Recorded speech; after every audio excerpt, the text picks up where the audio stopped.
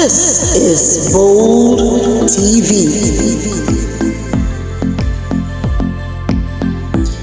an entertainment program on disability and its related issues from a gender perspective. Join us every Saturday by 10:30 a.m. on our Facebook and YouTube channels.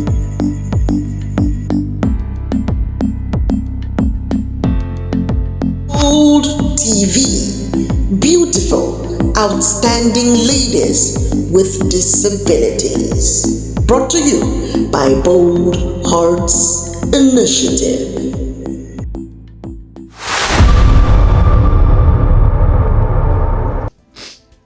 Hi, good morning, good afternoon, good evening, wherever you are watching us from.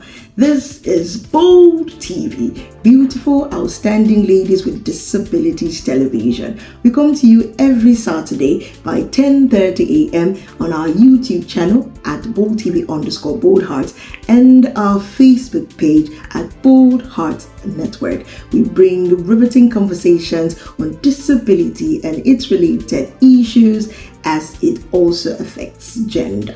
We have an entertainment program that is key, and we appreciate you for always being with us every Saturday by 10:30 a.m. Now, this episode of Bold TV is Bold Stories. It is a special guest feature edition of Bold TV where we spotlight and learn from the lived experiences of beautiful, outstanding ladies with disabilities. Before I introduce our honored guests, let me introduce my humble self.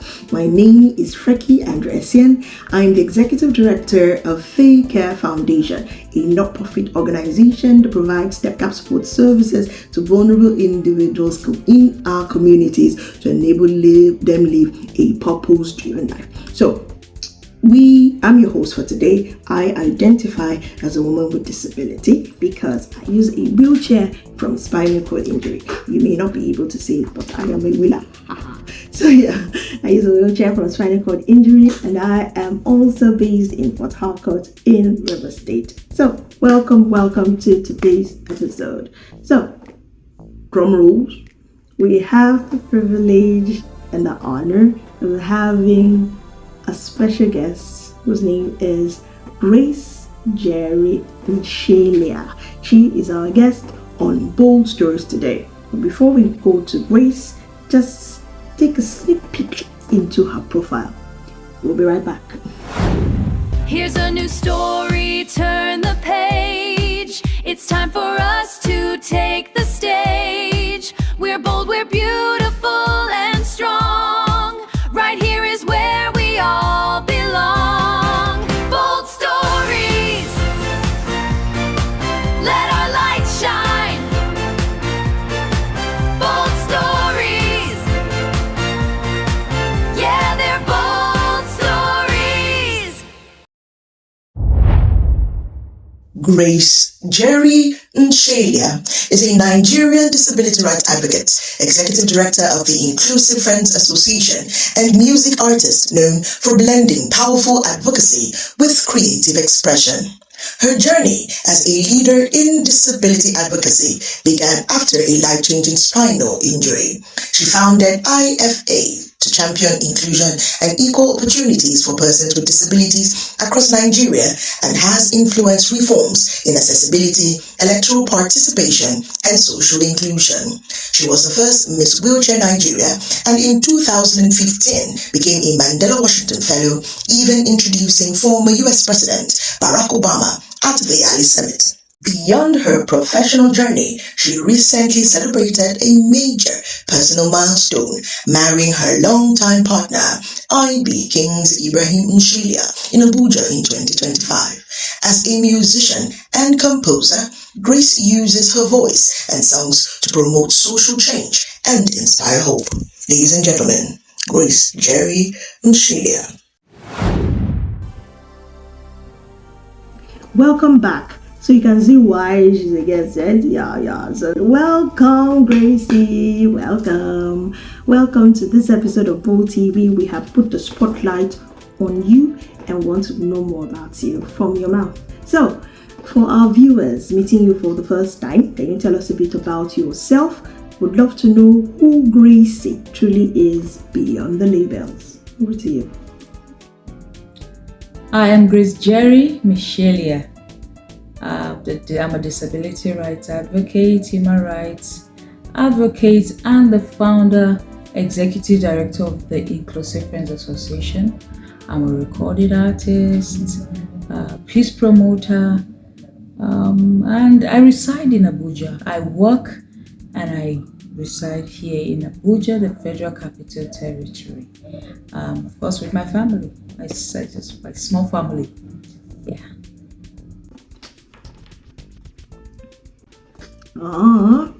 So can you briefly share with us how you acquired your disability?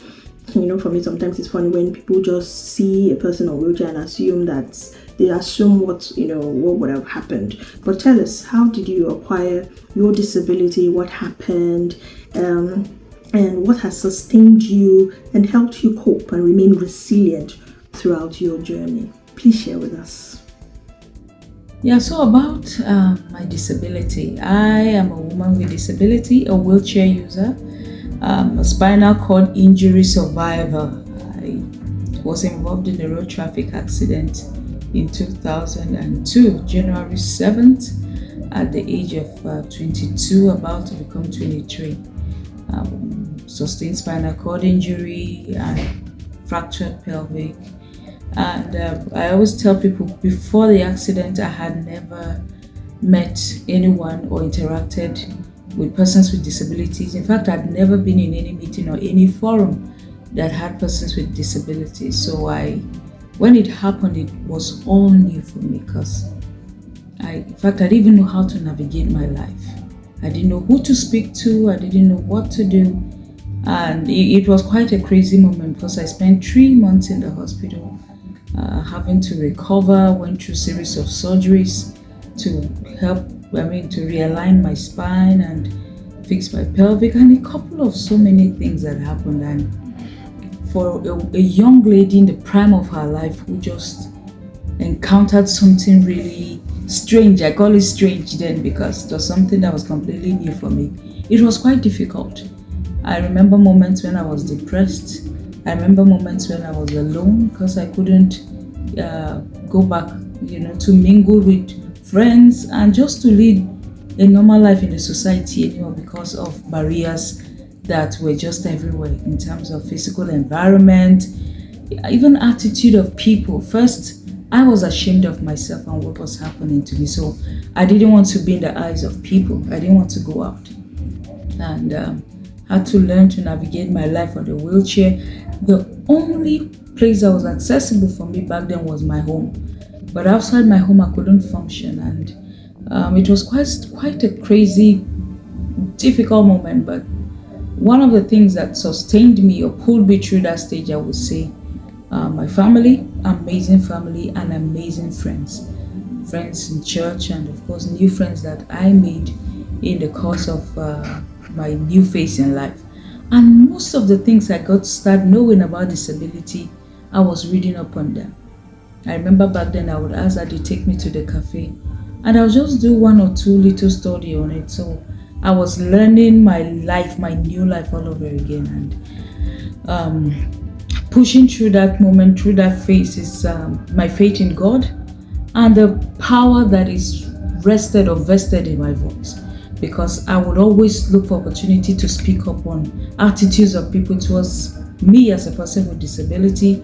I would also push for accessibility in terms of physical environment, because anytime I appear on my wheelchair, it's either I'm carried or I have to stay outside or I go back home. So these were the things that strengthened my voice, and I started speaking up on disability issues alongside my music.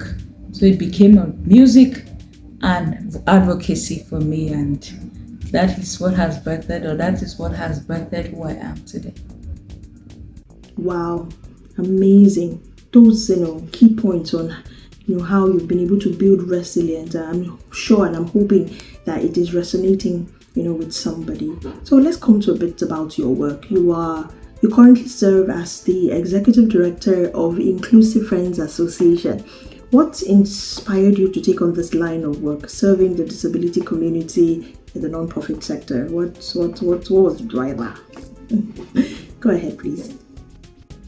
You know how it is how circumstances have a way of just pushing you into purpose. I would say that becoming a woman with disability more or less pushed me or gave me a new face or a new direction to a purposeful life. I mentioned that I started combining music and advocacy together. And back then I didn't even know that what I was doing was advocacy. Because whenever I'm invited to sing, to minister in a church or any event, I will take few minutes to talk about the attitude of people towards persons like me, a person with disability. I will talk about how difficult it was for me to get into that environment to even present. I didn't even know that was advocacy, and then the opportunity came in 2010 for the first ever Miss Wheelchair Nigeria pageant. And the Miss Wheelchair pageant was, the goal of it was to select a spokesperson who would advocate for the passage or the assentment of the disability law. That was around 2010-2011 by the president, to just showcase the abilities of persons with disabilities in the various sectors and the amazing achievements of persons with disability. So I went in for that pageant, emerged as a winner, and advocacy began for me. I was engaging with the National Assembly. I was engaging with key stakeholders who were instrumental to the passage of the disability law. And my year was for 2 years, 2010, 2011, 2012. And at the end of the reign, a lot had not been done. I mean, so many advocacy doors that we had knocked were yet to respond as it would serve my community of then 22 million Nigerians with disabilities. So I started the Inclusive Friends Association, my non-governmental organization. And for us, advocacy continued from 2013 till date. We have continued to push for reforms that would better the life and the lot of persons with disability. And I mean, interestingly, in 2019, President Muhammadu Buhari signed into law the disability bill, which formed part of my advocacy since 2010 all through till 2019. I mean, it was a huge celebration for the disability community. We've continued to push for electoral reforms and how it would increase and improve participation of people with disabilities. I mean, a lot of reforms that we are pushing for, and generally to ensure that persons with disabilities lead an effective and purposeful life in the society. And I would say that a lot of major milestones have been achieved through the Inclusive Friends and through the amazing work of disability leaders in the society. Wow, I am so grateful that you did not allow the experience to keep you from purpose. Rather, you were able to find purpose in that pain, and here you are today, the executive director of a very influential non-profit organization when it comes to advancing disability rights in Nigeria. So, as a woman with disability who is a wife, congratulations, I was there, beautiful ceremony, who is a leader and based in Nigeria, have you generally experienced discrimination or bias because of your disability, gender, or role as a leader? And if yes, could you share one of those experiences in any of this capacity and how you handled it? Because I know that there's someone who would learn from your experience. Please share with us. As a woman with disability, yes. And of course, a person with disability too, I have experienced discrimination.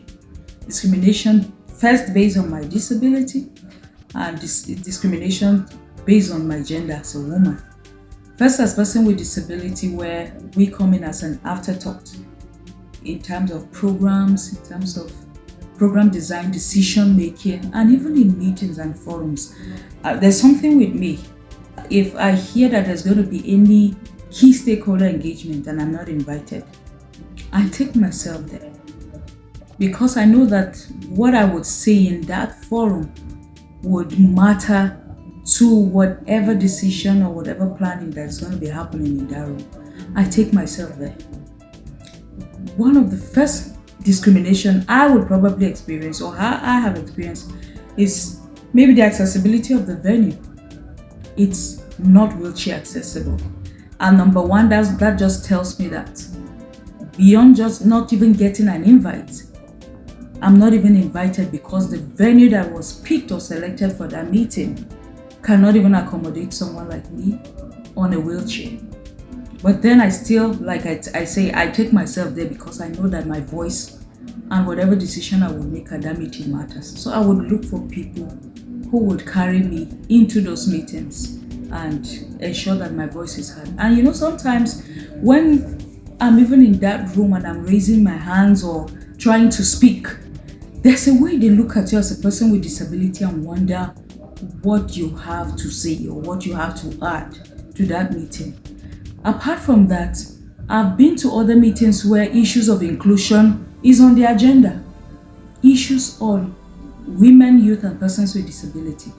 And I realize that those segments of the meetings are always left to the very last part of the meeting.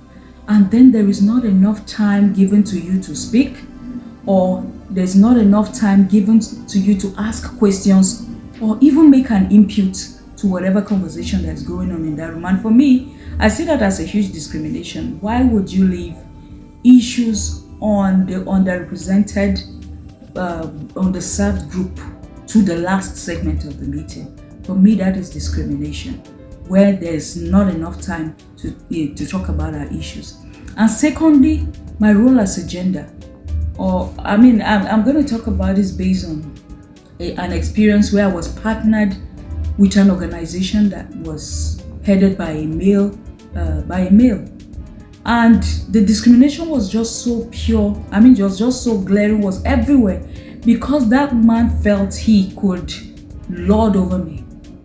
He felt, because I'm a woman, what do you have to say? What do you have to do? Like, I've had moments where he had made so many comments that are derogatory, comments that would push, would pull me down, would make me feel completely less of myself.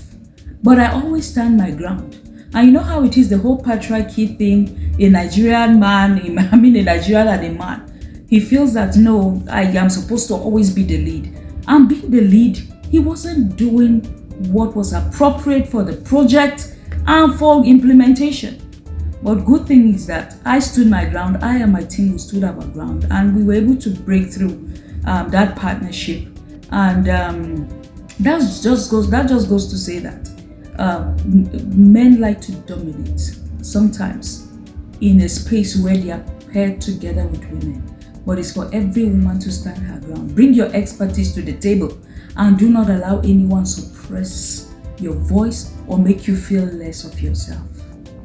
Wow, that is such an inspiring story, because there are very many learning points in form of leadership, in form of communicating one's purpose and goal, and in place of assertiveness and being firm, especially as a woman with disabilities. So many learning points, and I'm hoping that story, someone is able to take these lessons and internalize them and learn from them. Thank you so much for sharing. So, you are not just a disability rights advocate, you're also a woman of faith, and a music minister. And not just a music minister, you are a recording artist. Back in the day they would say you don't wax albums. So yes, how has your faith shaped your journey as a woman with disability, and why music? We also heard that you released a new single. Yeah, congratulations. So what's that about? What inspired it, and where can we listen to it?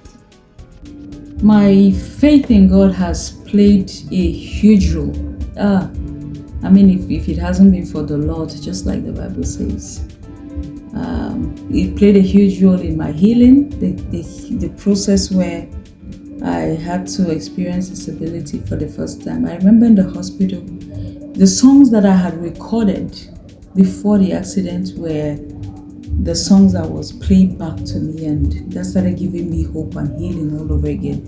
I mean, there was a tape recorder by my bedside, and my sisters would always play those songs back to me over and over again. And the word of the Lord has been what has strengthened and healed me through that process, and that is what has been my anchor till date. I do not do anything if I don't seek the face of the Lord, if the Lord doesn't go before me in my advocacy, in everything that I do. In fact, I tell people that my life is a blend of advocacy and artistry in the power that lies in my voice and in the beauty of the arts that God has blessed me with. So faith has played a huge role, and God has been my anchor and my strength in all of this that I do.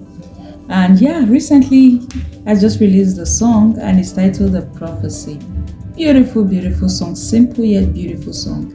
And that song was birthed from the declarations as we entered into the new year, the declarations that came from my pastor, my husband's pastor, and the word that the Lord gave both my husband and I. First, he talks about for the king and for his kingdom. He talked about fruitfulness. He talks about multiplication for us in this year, and building kingdom principles and building kingdom promises, or enforcing kingdom promises. And that is what we have. We keep declaring every day, and it came as a song to us, and we just recorded it. It's all over by our social media platforms, on what's it called, Audio Mark and other platforms.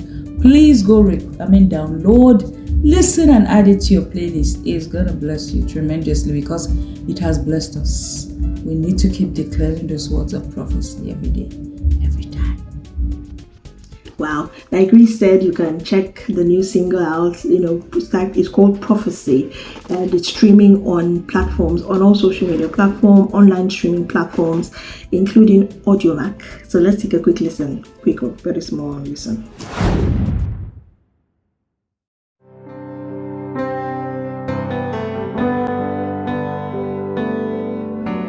Lord, you have spoken. Your word is true. Every promise you will fulfill.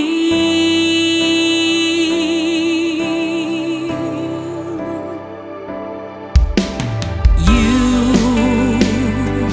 called us chosen, set apart for you,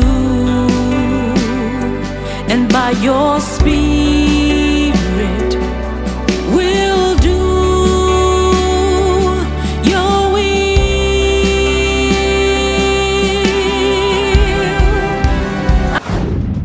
You've heard it small, you heard the voice, yeah? So go check it out on AudioMac. You can see the links there showing on the screen. Just go there, download, enjoy, listen, and be inspired by that heavenly voice. That's heavenly voice. Yes, please. So, thank you so much, Gracie, for sharing. Now, all over the world, the 8th of March, we celebrate International Women's Day, and this year is not an exception. The theme for this year is Give to Gain. But I want to frame my question when it comes to speaking to women with disabilities a bit differently. Let me phrase the message a bit differently. If you could go back and speak to your younger self, especially during your lowest moments, what would you say to her? What would you say to her? Because in speaking to her, you'll also be speaking to women and girls with disabilities who are listening to this episode of Bold TV. Go ahead. What I would say to my younger self is, do not be afraid, be fearless, be bold. Do not be in the shadow. Do not be weak and vulnerable. I have always, I grew up as a very shy, timid, in the background, in the shadow, hidden kind of girl. You would not hear my voice in the class. You would not see me do anything that would put me in the spotlight. Like, I've always been shy and afraid of being in the spotlight. I would say to young Gracie, be fearless and stand out and shine in whatever it is that the Lord has blessed you with. Diverse of gifts. I grew up as a gifted child, but yet I was hiding. Do not hide. And I would say this back to so many young girls, especially girls with disability. There's a way that you would want to shrink back and just put yourself in a bubble and just hide in there. I would say to you, be bold and come out. There's a power that lies in your voice, either to speak or to sing or whatever it is. Write a book, whatever it is, just make sure that you flourish in that gift that the Lord has blessed you with and stand out. The world needs to hear you. The world needs to know you. And if you don't come up and speak up for the constituency of people you represent, I represent constituency of persons with disability, and I love the work that I'm doing right now. The fact that I wake up every day and I'm speaking up for them. So to every young girl with disability out there, be bold, and always shine. You are a light set upon a hill, and you're called to shine. So shine. Wow. Thank you so much for sharing your powerful story with us, for ending on that powerful note. Your life truly embodies what it means to be bold, what it means to be beautiful, and this outstanding lady with disability. And I'm very grateful that you took your time to share with us and be our guest on this special guest feature edition of Bold TV tagged Bold Stories. All right, this has been Bold TV. We come to you every Saturday by 10:30 a.m. every Saturday through our YouTube channel, which is at Bold TV _Bold Heart, and our Facebook channel at Bold Heart Network. All we ask is that you go to these two places on YouTube, subscribe, and hit the notification button. On Facebook, like the page so that you can get hints on both spaces when we have new episodes. You can also have access to past episodes of Bold TV. And it's an entertainment program. We have Bold Stories, we have Lifestyle Edition, we have so much in that space where we focus on disability and its related issues. Do you want to support us? Support us. We want your support. We've been here since 2020, and God has given us the grace to stay consistent. Yes. So if you want to support us financially, by services, or whatever way, you can reach out to any of the co-hosts, and we'll be able to tell you how. But we want to be able to always come to you every Saturday with another exciting episode. So until we come your way again next week to be another person, but another exciting episode, just remember that you are beautiful, you are outstanding, and you are chosen. So bye. Happy International Women's Day. Also, yes, before I go, there is the symbol. Yeah, so let's learn it together. It's give to gain. Give. So we're going to be giving with our right hand, and then we'll gain with our left hand. Yes. So give to gain. Give to gain. There's another symbol as well. So any of the two. The other one, scoop your two hands, send it forward, then you do give to gain. So you just put your hands, just if you're putting your two palms together as if you want to receive something, but first you give it and then you gain. So those are the symbols for this year's International Women's Day. I've been your girl, Freky Andrew-Essien. Yeah. So until I meet you in another episode with another co-host, take care. Don't find trouble. Just be your demure self. Bye. Here's a new story, turn the page. It's time for us to take the stage. We're bold, we're beautiful and strong. Right here is where we all belong.